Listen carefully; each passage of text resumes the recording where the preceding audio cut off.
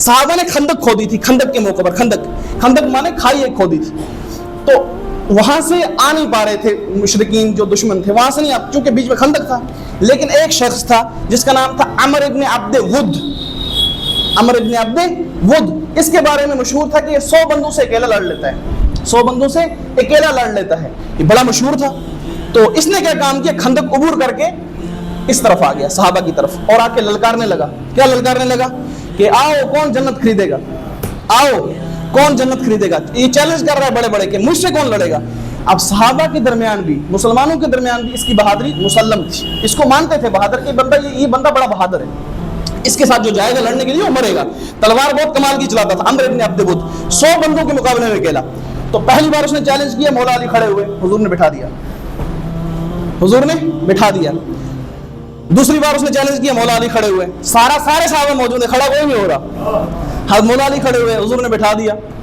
تیسری بار اس نے چیلنج کیا، مولا علی کھڑے ہوئے، حضور نے فرمایا چلو اٹھو آپ۔ یہ پہلی بار اٹھ جاتے لیکن حضور نے فضیلت ظاہر کرنی تھی سب پر، تو حضور نے فضیلت سب کے سامنے ظاہر کرنی تھی، تو مولا علی کھڑے اٹھے تو حضور نے ان کو دستار باندھی، فرمایا چلو جاؤ ٹھیک ہے، جاؤ اس کے مقابلے میں۔ اب رسول اللہ جس کو دستار باندھ کر بھیجیں تو سامنے کوئی بندہ ہے، اس کو 100 بندوں کے 1000 بندوں کے مقابلے میں آ جائے، ہاں تو معاملہ یہ ہوا کہ حضرت علی پہنچ گئے میدان میں، تو حضرت علی کے والد صاحب کے ساتھ، حضرت ابو طالب کے ساتھ عمر ابن عبد ود کی کچھ دوستی تھی۔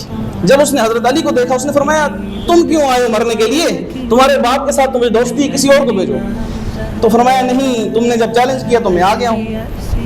تو فرمایا اچھا میں کہہ رہا ہوں تم مجھ سے نہ لڑو، کیونکہ چلو اچھا لڑنے آئے تو سنو، میں 3 خواہشیں ہر ایک کی پوری کرتا ہوں، جو 3 خواہشیں تھے وہ کون کہہ رہا ہے، عمر ابن عبد ود، یہ حدیث پڑھ رہا ہوں میں، عمر ابن عبد ود نے کہا میں 3 خواہشیں پوری کر دیتا ہوں، کیونکہ مرنا تو اس نے ہے میرے ہاتھ میں، اب آخری کوئی 3 خواہشیں بتا دو تمہاری کیا ہیں۔ حضرت علی نے فرمایا کہ میری پہلی خواہش یہ ہے کہ تو کلمہ پڑھ کے مسلمان بن جائے،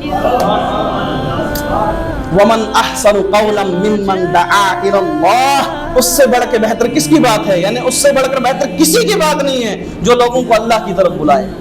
ہاں فرمایا کہ میری پہلی خواہش ہے کہ تو کلمہ پڑھ کے مسلمان ہو جائے۔ اس نے فرمایا نہیں کلمہ تو میں نہیں پڑھوں گا۔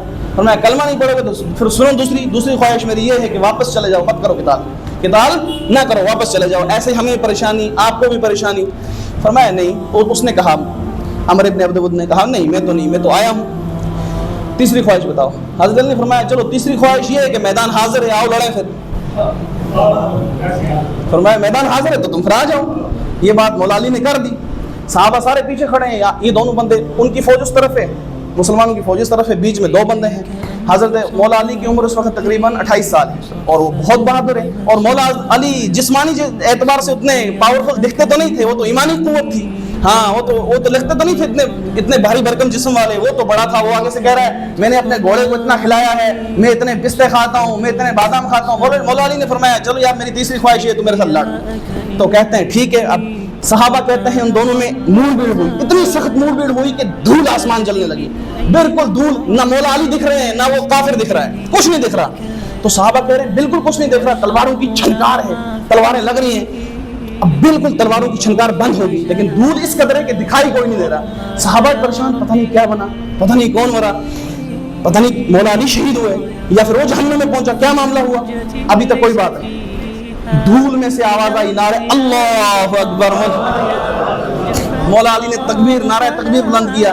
جب مولا علی یوں فاتحانہ انداز میں تلوار لے کے نکلے نا تو سامنے رسول اللہ کھڑے تھے۔